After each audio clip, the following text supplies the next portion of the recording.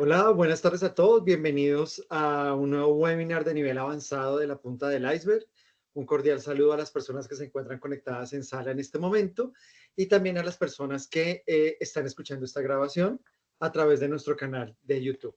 Entonces, bienvenidos a este último webinar del año en la punta del iceberg, en donde a lo largo de estos 12 meses, pues hemos querido compartir con ustedes unos contenidos de una manera un poco más profunda acerca de las organizaciones, alejarnos de pronto de temas que ya se han hablado muchas veces, digamos que se suele hablar en el ecosistema emprendedor, pero nosotros queremos hacerlo con un nivel de profundidad superior.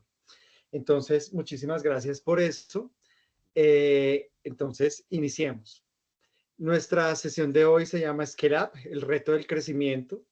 Vamos a hablar de qué es una Scale Up, cómo va a estar estructurada la presentación de hoy, una breve presentación de la punta del iceberg, como siempre hacemos para las personas nuevas que nos ven y nos escuchan. Será una presentación muy breve, ese no es el objetivo de la sesión de hoy, simplemente es para dar contexto para ustedes y luego ya empezaremos a hablar ahora sí del tema en cuestión. Primero hablaremos del Startup Journey, hablaremos de cuál es ese camino que emprenden las startups. Posteriormente hablaremos de dos hitos que viven las startups, que es el Product Market Fit y lo que se llama el Minimum Scalable Product, ¿cierto? Que es lo que nos da como la pauta para empezar a hablar de la escalabilidad. Luego hablaremos del proceso de escalamiento y como siempre tendremos una reflexión final. Si en cualquier momento de la charla ustedes tienen alguna pregunta, algún comentario, pueden levantar la mano, escribir por el chat o activar su micrófono y entonces participar de la discusión. Bueno, entonces hablemos un poco de la punta del iceberg. En primer lugar, pues me presento. Mi nombre es Frank Preto Pinto, soy el CEO de la punta del iceberg y el director de Alianzas Estratégicas. Administrador de empresas, con maestría en administración, muchos años de experiencia docente en temas de estrategia, gestión de la innovación, modelos de negocio, habilidades blandas. Eh, entonces, digamos que he tenido la oportunidad de ser emprendedor, de ser docente y también de trabajar en empresa privada. Entonces, un poco como que esos diversos mundos han sido interesantes porque cada uno tiene una perspectiva distinta acerca de la realidad empresarial. Acá encuentran ustedes mis datos. Si alguno de ustedes quiere conectarse conmigo, este es un QR que pueden escanear como cualquier QR, los lleva a que guarden mi contacto dentro de su agenda en el teléfono. Entonces, hablemos un poco de la punta del iceberg. Nosotros, ¿qué hacemos en la punta del iceberg? Acompañamos a las empresas con mentalidad de startup para llevarlas a un crecimiento que sea acelerado, organizado y sostenible.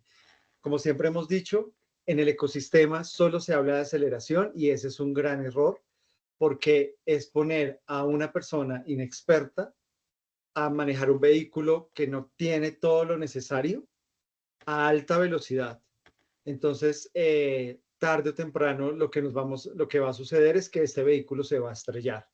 Y lo hemos visto. Entonces, en el ecosistema vemos muchas empresas que reciben fondos, que reciben inversión, pero que al final les termina pasando lo que le pasa a cualquier emprendimiento y es que llegan al valle de la muerte y no pueden superarlo. En la punta del iceberg queremos construir una narrativa diferente y es, sí, vamos rápido, pero hagámoslo de una forma que sea organizada y que adicionalmente sea sostenible para las empresas. ¿Cómo lo hacemos nosotros? Lo hacemos a través de lo que llamamos un modelo de arquitectura organizacional. No solamente entendemos a las empresas como un modelo de negocio, donde simplemente se trata de entregar valor y cobrar a los clientes, sino entender que las empresas es algo un poco más complejo, ¿cierto? Es decir, que las empresas deben ser entendidas desde la estrategia, desde el modelo de negocio. El modelo es la expresión, digamos, de cómo, de esa estrategia, de unas reglas de gobierno corporativo. Siempre debe haber una construcción de confianza con los diferentes grupos de interés. No importa qué tan pequeño sea, creo que es fundamental que eso suceda. Los procesos de innovación, digamos, esa dimensión innovadora que es la que permite realmente transformar el negocio. Y todo eso es teoría y solo se vuelve realidad cuando la volvemos a ejecución. Es cuando realmente somos capaces de hacerlo y muchas veces nos piden que ejecutemos, ¿cierto? Pero ejecutar por ejecutar no nos lleva a ningún lado. Si eso no está atado a una verdadera estrategia y a un modelo de negocio, pues no va a pasar gran cosa con las organizaciones. Entonces lo que nosotros hacemos es ayudar a las empresas a construir esa arquitectura organizacional para darle, como les decía, ese orden y esa sostenibilidad en el largo plazo. Y con esto termino la presentación de la punta del iceberg. Como les decía, es una presentación muy corta. Ahora sí vamos a empezar a hablar de nuestro tema. Y antes de hablar de scale ups, pues tenemos que hablar de startups, obviamente, porque es como el paso previo a hacer una scale up. Así no tengamos claro qué significa realmente ser una scale up, porque en el ecosistema hablamos todo el tiempo de startups, pero hablamos muy poco de scale ups y realmente no tenemos claro en qué punto eso pasa. Digamos, en qué punto tú dejas de ser una startup y te vuelves una scale. Entonces, hablemos un poco de lo que se llama el Startup Journey. Cuando uno, digamos, busca literatura al respecto, ¿qué encuentra? Encuentra, digamos, como algo y es, hay como unos procesos en el cual una idea de negocio se va convirtiendo en un modelo de negocio. Entonces, cuando nosotros hablamos de que no tenemos un modelo como tal, solo tenemos una idea, por lo general estamos hablando de un proceso de ideación y lo que se recomienda es que ese proceso sea a través de una metodología como un design thinking.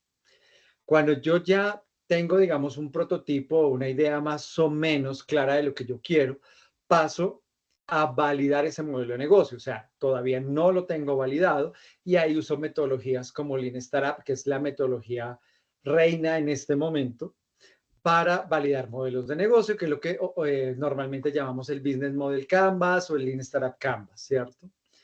Y una vez validamos ese modelo de negocio, se supone que ahí empezamos ese proceso de crecimiento.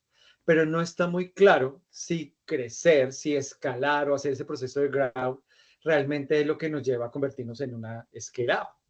Si uno mira, digamos, otra imagen como esta que les estoy mostrando acá, miren que hay, digamos, cierto consenso en que lo que está pasando es que en una primera etapa estamos en un proceso de experimentación y de ideación.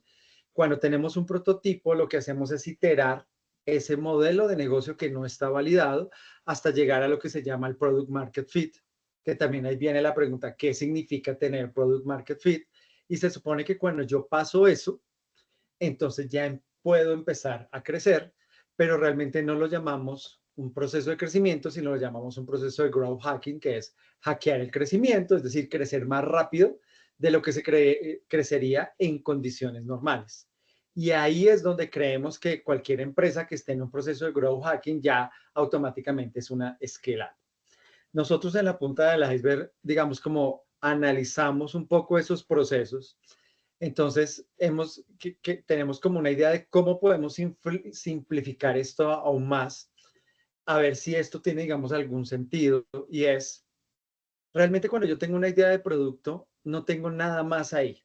O sea, estoy en ese proceso de ideación y ese proceso termina cuando yo tengo un prototipo, que un prototipo realmente no es un producto como tal, es simplemente, digamos, como un preproducto, ¿cierto? Por eso se usa la expresión proto, porque proto es como que es el paso previo a algo.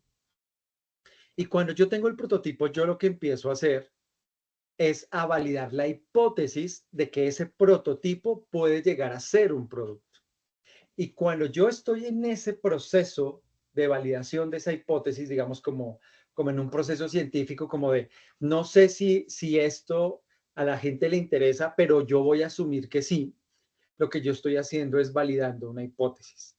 Cuando yo termino de validar la hipótesis, yo puedo decir que tengo lo que se llama un producto mínimo usable, no un producto mínimo viable. Entonces aquí hay que tener cuidado porque que alguien quiera usar algo no quiere decir que quiera pagar por eso. Y creo que en el mundo de las startups pasa mucho. Nosotros, o digamos, los inversionistas o las startups invierten en marketing, que es lo que se llama técnicamente quemar dinero para que la gente conozca el producto y el producto se viralice. Pero cuando tú adquieres el producto simplemente porque tienes un gran descuento o porque te lo están dando gratis, ahí tú no estás validando realmente que el producto es viable como negocio, sino lo que estás validando es que la gente quiere usar el producto. Entonces, para los que están en Latinoamérica, tenemos uno de el banco digital más grande, que es Nubank. Nubank, ¿qué hace? Te facilita, digamos, la habilitación de tarjetas de crédito. Si hay cuentas de ahorro, te entrega unos intereses que son bastante competitivos en las cuentas de ahorro. Pero ¿qué va a pasar el día que ya no tengan dinero para sostenerse esa rentabilidad en una cuenta de ahorros? Entonces, posiblemente, ¿cuántos de esas personas que antes usaban el producto van a salir corriendo de ahí? Porque el producto es deseable, pero no necesariamente es comprable.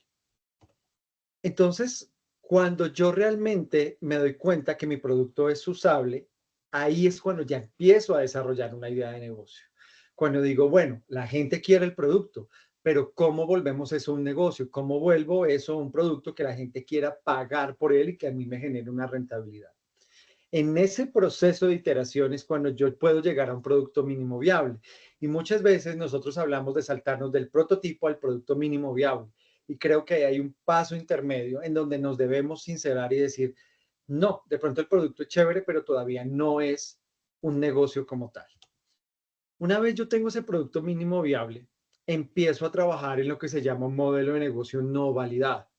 El producto es viable, pero todavía no puedo confirmar que efectivamente lo sea.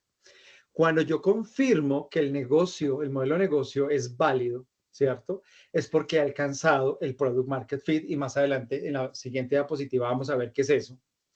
Y cuando yo tengo el product market fit, ¿cierto? Ahí ya puedo hablar de que mi negocio ha sido validado. Pero que mi negocio haya sido validado no quiere decir que mi negocio sea escalable. Entonces, voy a poner un ejemplo, digamos, de la vida cotidiana. Tú puedes tener un negocio que lo montas en una calle comercial o en una calle de barrio. A la gente le gusta, la gente paga por los productos, te va bien.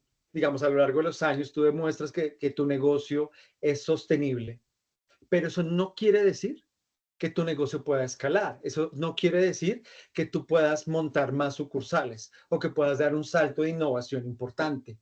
Y creo que aquí hay un error en creer que porque el modelo de negocio ya se ha validado, automáticamente se convierte en un modelo de negocio que es escalable.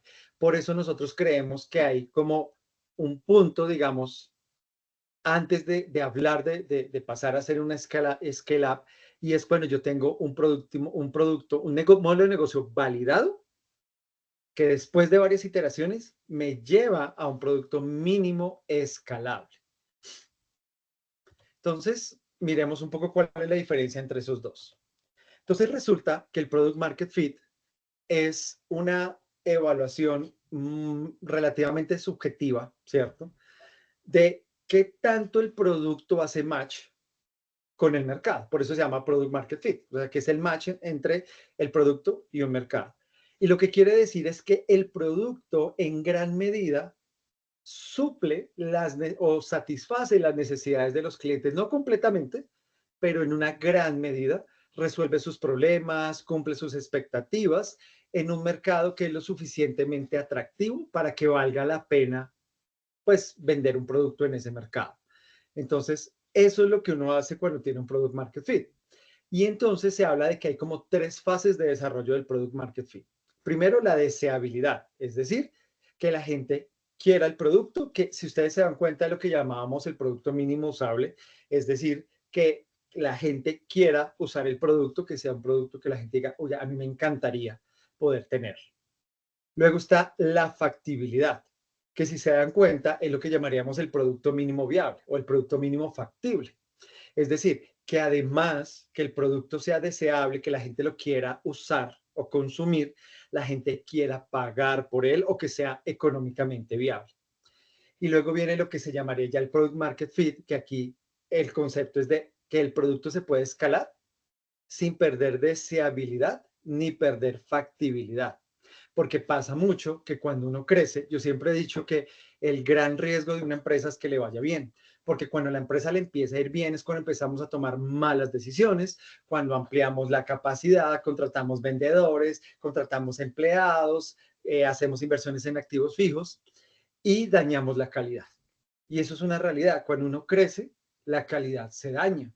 Entonces, el Product Market Fit lo que busca es mantener el producto viable, que la gente lo siga deseando y que siga queriendo pagar por él. Pero esto se cruza un poco con el concepto del producto mínimo escalable. Entonces, resulta que el producto mínimo escalable tiene como unos atributos, pero realmente no hay como un consenso, digamos, en el ecosistema de qué significa eso. ¿Cuál es la diferencia entre tener un product market fit y tener un producto escalable? Como les decía, que mi producto haga match con el mercado no quiere decir que mi producto pueda ser escalable. Es como decir, si yo soy un arquitecto y hago unos diseños espectaculares de edificios y que la gente me esté buscando, quiere decir que a la gente le gustan mis diseños arquitectónicos, pero eso no quiere decir que yo tengo la capacidad de transformar ese producto en algo que pueda ser replicado, por ejemplo, en otros países, o que yo tenga la capacidad de crear varias agencias en varios países para atender nuevos mercados con esa filosofía de diseño arquitectónico que tenemos. No, puede ser un negocio que para mí sea rentable, que para mí como en una profesión liberal yo lo pueda desarrollar y pueda vivir de eso el resto de mi vida, pero de ninguna manera quiere decir que el producto está listo para hacer, digamos, tener esa escalabilidad. Entonces, cuando hablamos de un producto mínimo escalable, sí podemos decir que tiene ciertos atributos. Primero, pues es que es capaz de ser fabricado y distribuido rápidamente en masa. O sea, el rápidamente es importante. Que esa escalabilidad me puede llevar a que adquirir nuevos clientes tiene un costo relativamente bajo. Porque si yo tengo que gastar mi plata en marketing para convencer a la gente de que el producto es bueno, pues no estoy escalando el producto. Posiblemente estoy en unas etapas previas todavía validando el modelo de negocio. Tercero, pues que tiene un mercado potencial que es grande porque la escalabilidad solo se va a dar en mercados que son atractivos, es decir, lo que se llama ese TAM, ¿cierto? Una que me parece muy interesante y es que el producto en sí mismo tiene márgenes flexibles, es decir, que yo puedo competir con precio.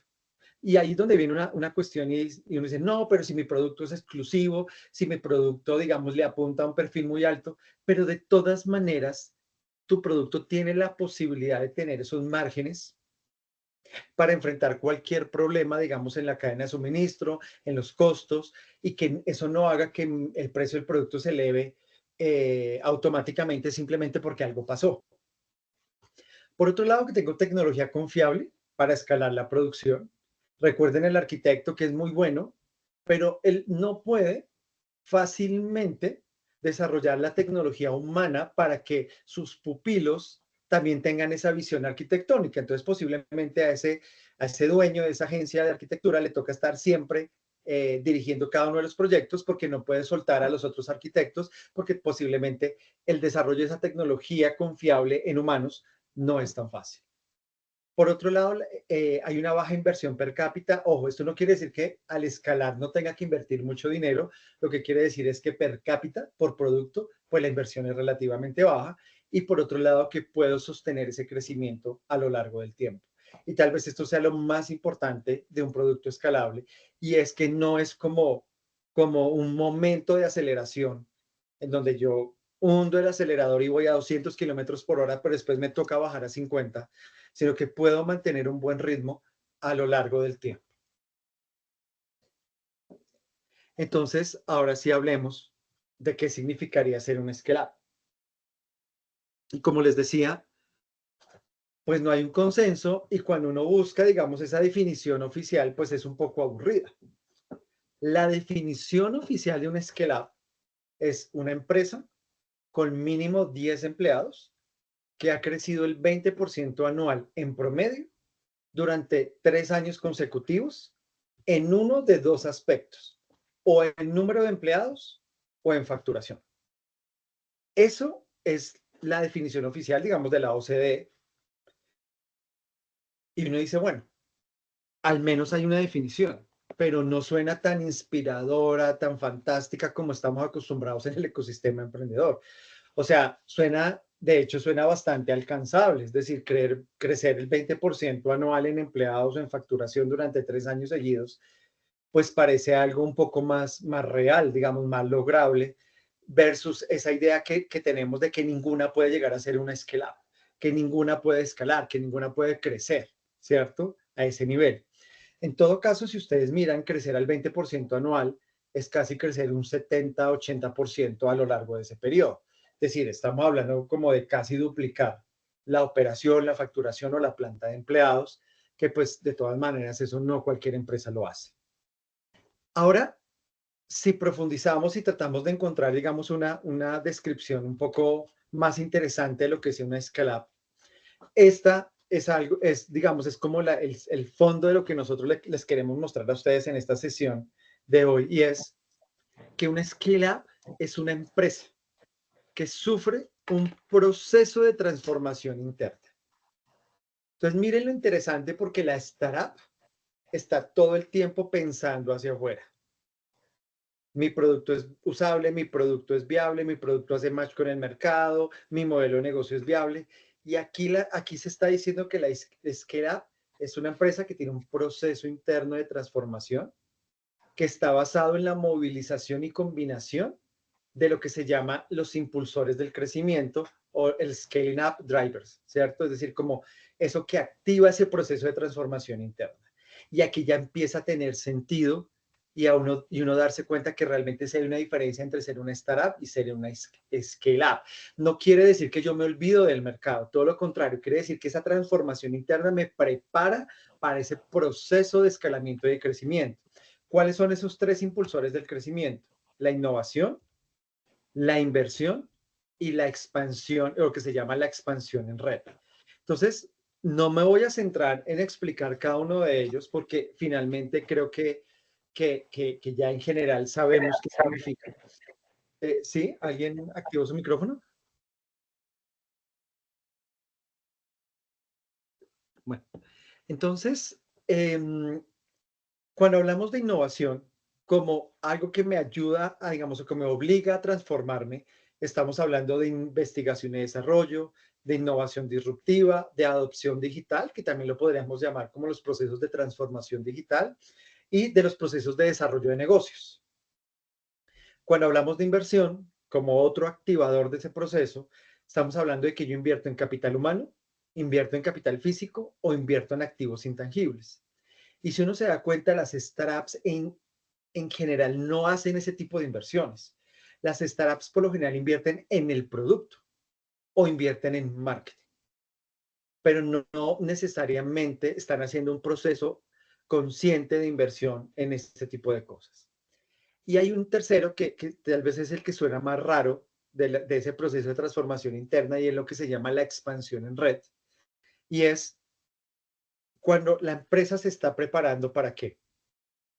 Para profundizar los mercados domésticos, para abrirse al comercio internacional, para desarrollar mecanismos de cooperación y alianzas estratégicas, que eso es súper importante. De hecho, nosotros hicimos un webinar hace unos meses sobre las alianzas estratégicas, si alguno de ustedes está interesado, y habla de cómo las alianzas estratégicas son fundamentales en el proceso de crecimiento de una empresa y que muchas veces nosotros entendemos las alianzas estratégicas es más como una alianza comercial y que ese es un nivel muy básico de alianzas y que lo que uno debería estar buscando son alianzas de un nivel muchísimo más complejo.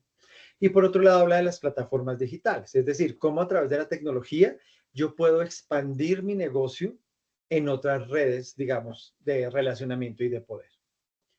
Entonces, miren lo interesante porque aquí ya empezamos a darnos cuenta que hay una literatura distinta, que hay digamos, un análisis, un estudio diferente de lo que es una scale-up frente a una startup, que en una startup siempre hablábamos del producto mínimo viable, el producto mínimo no sé qué, el producto market fit, el producto tal cosa. Y aquí ya estamos hablando de lo que está pasando internamente, lo que se está cocinando al interior de la organización, que al final la prepara para ese proceso, digamos, de escalamiento tan grande que sufre. Entonces, miremos acá ese modelo de transformación, digamos, cómo se da. Porque nos dice que una scale-up es una empresa que está en un proceso de transformación interna. Pero ese proceso de transformación interna se puede dar de varias maneras, es decir, no solo hay no hay un único estilo de hacerlo. Entonces, ¿cómo lo podemos percibir nosotros? El primer, digamos, un modelo de transformación interna se puede hacer a través de lo que se llama una innovación disruptiva. ¿Yo por qué hago disrupción como compañía?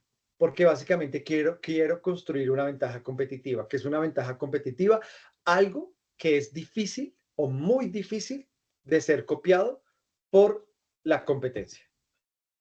No es algo que hago bien, que ese es otro, digamos, otro problema, y es que muchas veces decimos que una ventaja competitiva es algo que yo hago bien, como por ejemplo tener un excelente servicio al cliente o tener un producto de calidad, y creemos que eso automáticamente lo podemos llamar una ventaja competitiva.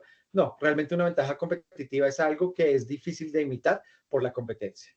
Evidentemente, pues es una innovación de carácter disruptivo. La estrategia corporativa que acompaña una disrupción organizacional tiene que ser anticipatoria, es decir, yo conscientemente diseño una estrategia para disrumpir en el mercado. ¿Qué efectos tiene este tipo de innovación? Pues es temporal y duradero, o sea, tiene los dos efectos. Y el impulso que me lleva a mí a la transformación en la oferta, es decir, desde acá, desde la empresa. La empresa es quien toma la decisión de ser disruptiva, o sea, nace desde la oferta. Hay un segundo modelo de transformación que me puede llevar a mí a convertirme en un scale-up, y es lo que se llama la innovación gradual, o que dentro de otra perspectiva que se llama los 4 enfoques de gestión de la creatividad, es lo que se llamarían los procesos de mejora. Lo que yo estoy buscando con la innovación gradual es ser más productivo y más productivo que los competidores y ganar mercado. O sea, hacer pequeñas mejoras, pero continuas. ¿Para qué?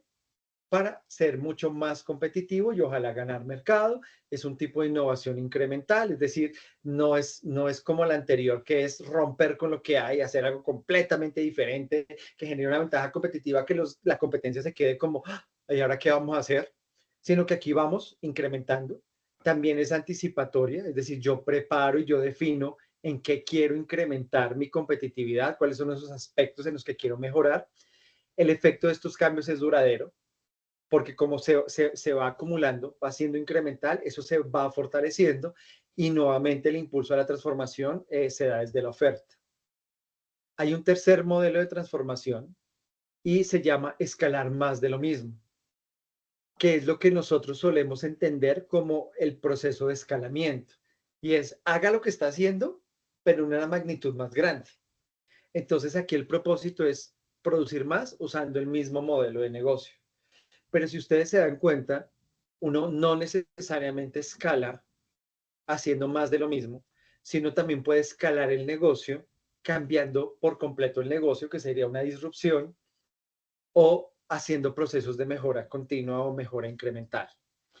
Este escalar más de lo mismo, pues es incremental, porque lo que yo voy haciendo es mejorando, o sea, voy ampliando la capacidad de hacer lo mismo y de mantener esa viabilidad del negocio. Nuevamente es anticipatoria, su efecto es duradero, y aquí el impulso es de oferta y demanda. ¿Por qué? Porque voy a escalar más, porque voy a hacer más grande lo mismo, porque hay una demanda que me está pidiendo el producto. En cambio, en una disrupción yo no lo tengo tan claro, o sencillamente no hay mercado.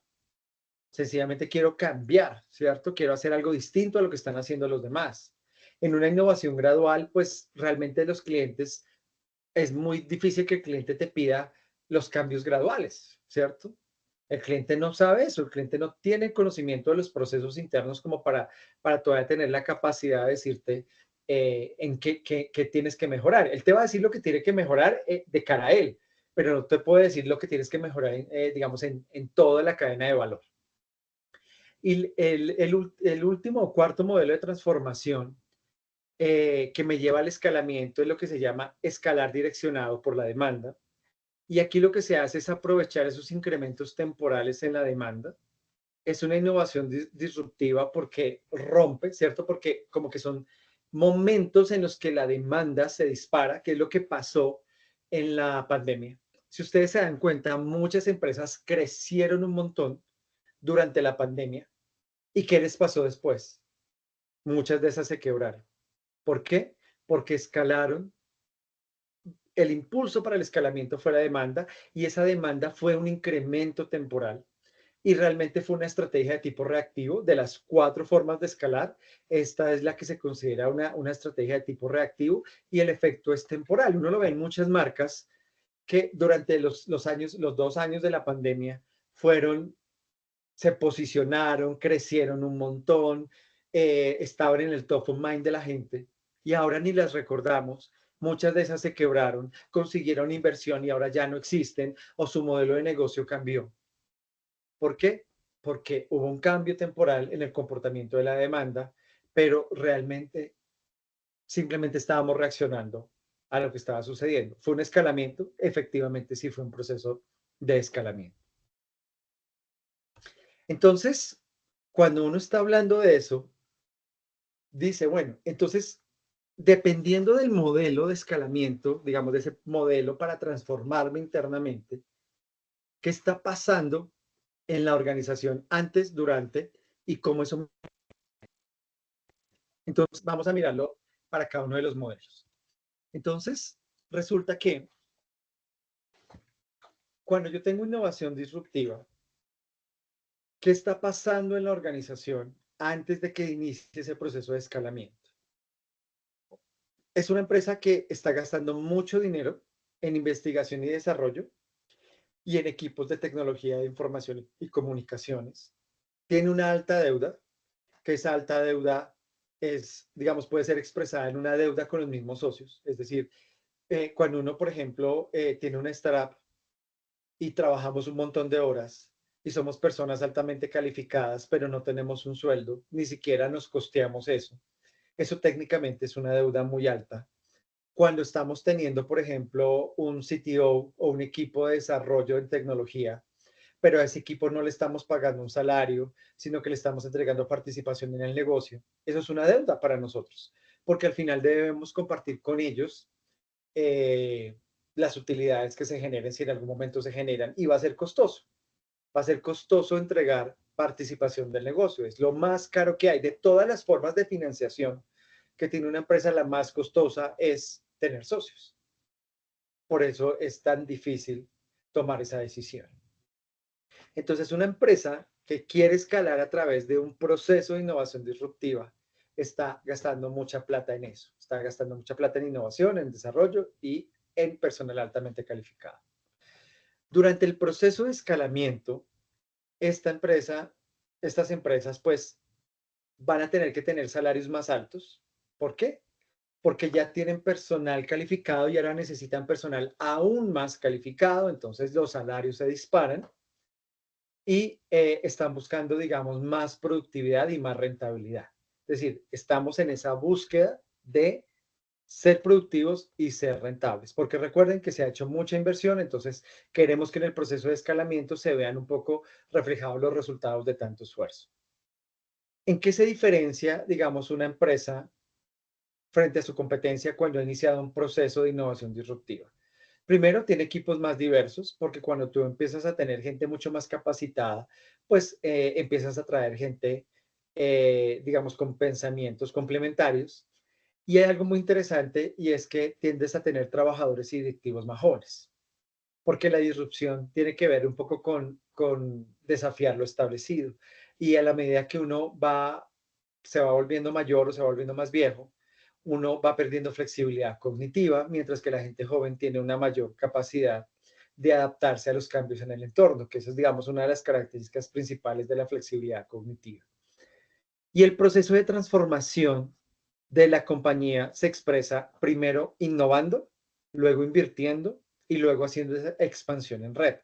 Entonces tiene mucho sentido, porque recuerden que esos son los 3 direccionadores de la transformación. Y en la innovación disruptiva, primero innovo y tengo una alta deuda, digamos, en eso técnico. Entonces luego invierto para poder tener mejores equipos, salarios más altos, ser más productivo y luego ya de que he hecho esa disrupción, paso a buscar la forma de escalar a través de nuevos mercados. En la innovación gradual, ¿cierto? O sea, que va paso a paso, antes de escalar, pues tenemos, digamos, una nuevamente una alta deuda, porque hacer esos procesos de mejoramiento, pues eso es costoso. Durante el escalamiento, vuelve y pasa lo mismo, tengo salarios altos y busco más productividad y más rentabilidad, pero digamos, en cuanto a la competencia, uno cómo se diferencia, que tiendo a tener trabajadores de alta cualificación y un alto porcentaje de profesionales en tecnología de la información. Si ustedes se dan cuenta de la innovación disruptiva, eso pasó primero. Lo primero que pasó allá fue tener personal muy bueno en tecnología. En cambio, la innovación gradual, yo me estoy dando cuenta que tengo que ir tecnificando lo que tengo, entonces voy adquiriendo personal más cualificado, es decir, que va aumentando la cualificación, mientras que en la anterior lo que va aumentando es la diversidad. En este caso, el proceso de transformación es distinto. Primero invierto, ¿cierto? Porque estoy haciendo todas esas mejoras pequeñitas. Luego innovo, porque ahora voy a traer gente que me ayude a que esas mejoras cada vez sean más sofisticadas y luego hago el proceso de expansión en red. Cuando estoy hablando de escalar más de lo mismo, ¿cierto? ¿En qué estoy? ¿En una baja productividad? ¿En una baja rentabilidad? Entonces, durante el escalamiento, ¿qué está pasando? Durante el escalamiento, yo empiezo a hacer más, arranco con una productividad, una rentabilidad baja, y luego lo que yo voy buscando es alinearme con los pares, es decir, escalar más de lo mismo, que es lo que por lo general se habla en el ecosistema, y es, ya no estés en un país, sino estés en 5, con el mismo modelo de negocio, pues básicamente lo que está buscando es que tú seas tan grande como lo son tus pares, pero realmente no hay un proceso en el cual tú te estás diferenciando, porque recuerden que en la disrupción es donde yo construyo ventajas competitivas, no en el escalamiento simplemente de crecimiento en magnitudes. Y aquí el proceso es, digamos, también es muy parecido al de innovación disruptiva, innovación, inversión y expansión en red, pero aquí la inversión está más en crecer la escala de producción de ese bien o servicio que estoy ofreciendo al mercado. Y en el escalar direccionando por la demanda, pues realmente antes del escalamiento, digamos que no hay nada, porque como esto está jalado por la demanda, solamente con esa explosión de demanda, es que yo me despierto y digo, oiga, hay una pandemia, hay una guerra, cerraron un mercado o abrieron un mercado, entonces, ¿qué vamos a hacer? Se abrió una oportunidad. Durante el escalamiento es donde se va a empezar a notar la alta deuda, salarios altos, equipos diversos, pero miren lo interesante, un alto porcentaje de empleados de baja cualificación y una alta inversión en activos corrientes. ¿Eso qué quiere decir? Que realmente yo estoy tratando como de responder al día a día del crecimiento del negocio. Y uno lo ve. Recuerden que en la pandemia, las historias que cuentan los emprendedores que les fue bien durante la pandemia fue, contratábamos al que apareciera. O sea, no había un proceso de selección de personal. Eso quiere decir que contratábamos a cualquiera que estuviera dispuesto a hacer lo que había que hacer. Entonces, no estábamos teniendo un proceso de selección de personas cualificadas. Y por otro lado, la cuestión era, no, ampliamos bodegas, compramos más vehículos, cambiamos de proveedor para producir más, hicimos esto, hicimos lo otro. Es decir, estamos invirtiendo en cosas que rápidamente responden a la demanda, pero que cuando la demanda baje, nos vamos a quedar con eso y se nos va a volver realmente un lío. Y el proceso de transformación acá es diferente de los demás porque primero nos expandimos en red. O sea, primero lo que hacemos es conquistar mercados y después de que nos damos cuenta que nos estamos agobiando por esa excesiva demanda que hay, empezamos a invertir. ¿Pero invertimos en qué? En personas con baja calificación y en activos corrientes. Y luego empezamos el proceso de innovación. Nos damos cuenta que la demanda va a caer, inevitablemente va a caer y que nos toca empezar a innovar porque si no innovamos, nos morimos.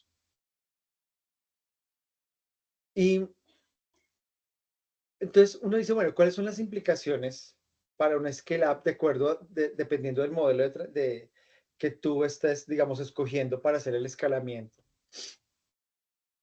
Y recuerden que en la innovación disruptiva, la implicación que tiene para la scale up, es decir, ese dolor que tiene para la empresa, eso que a mí me duele y que me cuesta y que no sé cómo hacer, es cómo yo hago transformación digital para mejorar la productividad, cómo invierto en investigación y desarrollo para impulsar la innovación, porque es que aquí viene un problema y es que investigación y desarrollo no necesariamente me lleva a innovación. Ese es el caso clásico, digamos, de las universidades. Las universidades investigan y desarrollan mucho, pero poco de eso realmente se transforma en algo innovador. Porque recuerden que algo innovador no es simplemente algo que es nuevo, es algo que es nuevo y diferente, pero que tiene una utilidad. Y eso es algo que cuesta volver un proceso investigativo en algo que tenga una función social, por decirlo de alguna manera. Y por otro lado, una implicación para un scale-up que quiere hacer disrupción, pues es que tiene que invertir en capital humano.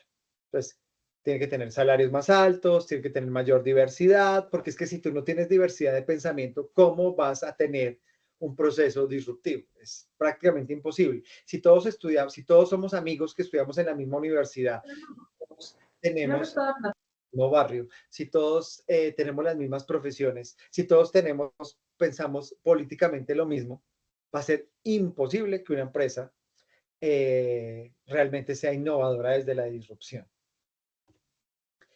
En una empresa que tiene, digamos, que quiere escalar desde una innovación gradual, ¿cuáles son sus implicaciones o sus dolores? Digamos, en primer lugar, acceder a capital externo para realizar esas inversiones, tanto en capital físico, humano, intangible. Es decir, ¿de dónde voy a sacar plata? Porque es que yo estoy acostumbrado a hacer pequeñas mejoras, ¿cierto? Pero cuando yo estoy escalando, siguen siendo mejoras, pero la escala es más grande. Entonces voy a necesitar capital externo para poder hacerlo. Entonces eso es un gran dolor que tienen esas empresas. Por otro lado, capacitar a la fuerza laboral y contratar personal especializado, ¿cierto? Recuerden que en la innovación gradual cada mejora se va sofisticando, entonces un dolor de crecer es que tengo que tener gente cada vez más especializada, que esto es un poco como la historia, digamos, de las empresas en general, y es que van creciendo, van mejorando y van volviéndose más técnicas en las personas que tienen. ¿Cómo desarrollo, protejo los activos intangibles? ¿Cierto? Es decir, cómo realmente esas mejoras las protejo desde lo intelectual y cómo adopto nuevas prácticas de gestión. Porque en la medida que me voy haciendo más grande, las decisiones que voy tomando tienen unas implicaciones mayores. En el caso, digamos, de una empresa que quiere escalar más de lo mismo, que es, vuelvo y repito, lo que nos han vendido que es escalamiento, entonces las implicaciones es conseguir plata, o sea, una inversión inicial que me permita ¿qué? Ampliar, abrir nuevos países, contratar 50% más personal, tener mejores máquinas, tener mayor capacidad de procesamiento en la nube, tener mejores sistemas, es decir, todo más grande, más grande, más grande. Entonces, ¿qué estamos hablando? De buscarnos, como digo yo, el sugar daddy, que nos va a pagar el gusto de escalar el negocio. Y que necesito contratar nuevo personal para adaptarse a la expansión de la producción. Entonces resulta que ahora ya no tengo 100.000 usuarios, sino tengo 1.000.000 de usuarios, entonces me toca contratar personal que tengan la capacidad de gestionar esa cantidad de clientes o esa capacidad de producción o esa logística o ya no, ya que le quepa en la cabeza no un mercado, sino 5 mercados internacionales, ¿cierto? Con todas las complejidades que eso tiene. Y cuando hablamos de escalar direccionado por la demanda, ¿cierto? Recuerden que es esa, cuando hay esa explosión de demanda. Entonces, ¿cuál es mi preocupación? ¿Cómo accedo a mejores socios en la cadena de suministro o en las redes comerciales? Porque lo que yo quiero hacer es aprovechar la oportunidad que tengo en este momento. Entonces, quiero escalar en este momento. Piensen un poco lo que pasó después de que cae la Unión Soviética y se genera todas estas oligarquías, ¿cierto? Donde encontramos muchas historias en Rusia de un señor que era un empleado común y corriente de una oficina gubernamental y de un momento a otro se volvió un magnate del gas o se volvió el banquero más importante de Rusia o se volvió multimillonario vendiendo algo que para nosotros es muy básico, pero que en ese mercado eso no existía. en ese momento, la preocupación que tiene, digamos, ese emprendedor es cómo yo garantizo el poder suplir esa demanda. Y muchas veces esa demanda necesita cadenas de suministro. Y cuando hablamos de cadenas de suministro, no estamos hablando solamente de bienes físicos, de productos físicos, porque un servicio también necesita cadenas de suministro. Es decir, no puedes usar el mismo CRM, por ejemplo, que lo usa una startup que tiene 20 clientes, pero si ya vas a pasar a 100.000 clientes o a 1 millón de clientes de un momento a otro, pues el mismo CRM no te sirve. Ese es un cambio en esas redes que tú necesitas para poder aprovechar ese incremento en la demanda. Necesitas invertir en capital físico, ¿cierto? Porque pues así sea un negocio digital, pero si tú creces exponencialmente en clientes, necesitarás instalaciones, necesitarás equipo, algo mínimo en capital físico necesitas. Y por otro lado, necesitas contratar más personal y retenerlo. Recuerden que en este proceso de escalamiento contratamos personal con baja cualificación. Entonces, ¿por qué? ¿Por qué? Porque le pagamos bajos salarios. Entonces, si le pago bajos salarios, va a ser muy costoso retener ese talento. ¿Por qué? Pues porque es muy fácil para la persona cambiar de trabajo. Yo siempre he dicho que entre más ganes, más dependiente te vuelves de un salario. Y se lo digo a mis estudiantes de maestría continuamente, porque muchos estudiantes de maestría toman una maestría porque creen que ese es un camino para tener una mayor independencia económica. Y yo creo que es al contrario. Porque si tú te ganas el salario mínimo legal en tu país y te despiden, tienes mayor probabilidad de conseguir un trabajo en donde te paguen el salario mínimo, o sea, un salario igual al que tenías, a que si tú eres un ejecutivo de una empresa donde tienes un salario alto, te despiden, una empresa se acabó o tú renuncias porque ya no aguantas la presión del estrés y sales a buscar un trabajo que te ofrezca el mismo salario. Es mucho más difícil. Y si tú le sumas que tienes un nivel de vida más costoso, pues te vuelves muchísimo más dependiente de ese salario. Entonces, esto es lo que pasa cuando estamos hablando de una scale up. Estamos hablando de un proceso de transformación que implica innovación, que implica inversión y que implica la expansión de las redes a través de las cuales yo construyo, digamos, o amplifico este modelo de negocio y lo puedo hacer de varias maneras, desde la transformación digital, desde el mejoramiento, desde la disrupción, desde esperar a que suceda un milagro en la demanda o simplemente tratar de hacer el globo más grande hasta que se explote porque no es sostenible, que es lo que pasa mucho con los procesos de escalamiento que vemos en las startups, digamos, en el ecosistema en general. Y como reflexión final, algo que leía, digamos, de estudios sobre este tema de las scale-ups, que me llamó mucho la atención, y es que al final la mayoría de las scale-ups son firmas maduras que operan en sectores, digamos, de baja intensidad en el uso de conocimiento. Entonces, nosotros tendemos a pensar que una scale-up es una empresa súper disruptiva, que está cambiando al mundo, que, mejor dicho, está haciendo un mundo mejor para todos. Y resulta que cuando se hace el análisis de realmente quiénes son las empresas que de verdad están haciendo ese proceso de transformación, resulta que son empresas con cierto nivel de maduración y que no son tan innovadoras, o sea, digamos que no están usando tanto el conocimiento. Y esto tiene mucho sentido. Las empresas más grandes, o sea, las que logran tener sedes en varios países o tener muchas plantas o llegar a muchos clientes, tienen a ser empresas un poco lentas, tienen a ser empresas que les cuesta innovar, que les cuesta cambiar, pero al final sí cumplen ese criterio de ser una scale-up, o sea, de ser una empresa que logró tener un producto que es escalable en un modelo de negocio validado, que tal vez no suena tan transformador de la sociedad, pero finalmente sí termina siendo más sostenible. Entonces, digamos, es como una reflexión que me pareció muy interesante porque abre una posibilidad de debate bastante grande para todos. Muchas gracias. No sé si hay alguna pregunta, algún comentario de alguno de ustedes.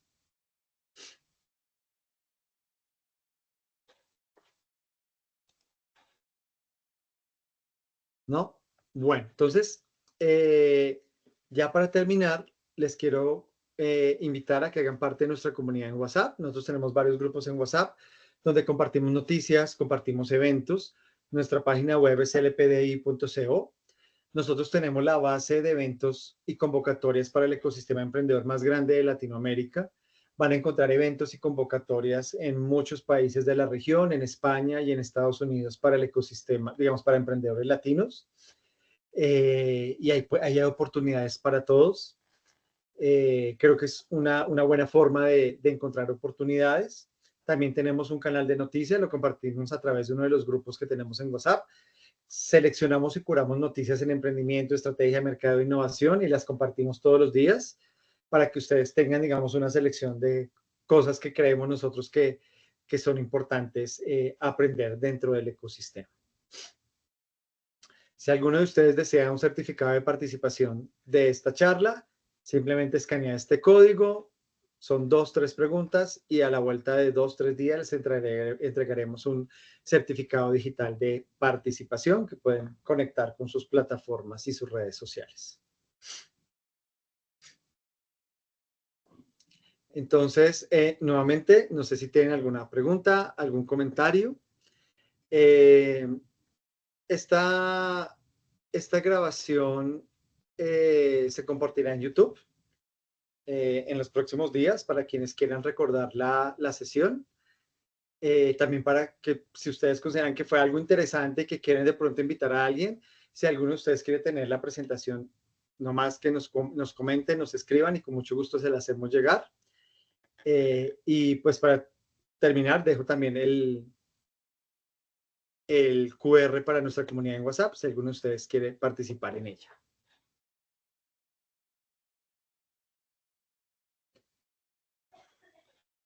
Ok, perfecto. Laura, muchísimas gracias. Francisco, muchas gracias por tu comentario. Y aquí, bueno, aquí Ale Siller nos dice que muchas gracias por la charla, que muy interesante también y que se debió retirar, pero que nos comparte, claro que sí, compartimos la grabación con todos ustedes.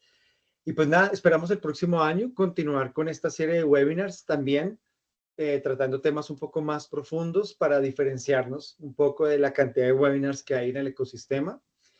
Y pues esta es una forma como de generar debates y de generar conversaciones con ustedes y con el ecosistema. Entonces, pues siendo así, muchísimas gracias a todos. Un abrazo y que pasen una feliz tarde. Muchas gracias, hasta luego. Bueno, hasta luego, que estén muy bien. Muchas gracias, hasta luego. Hasta luego. Gracias por todo, bye. Bueno, chao.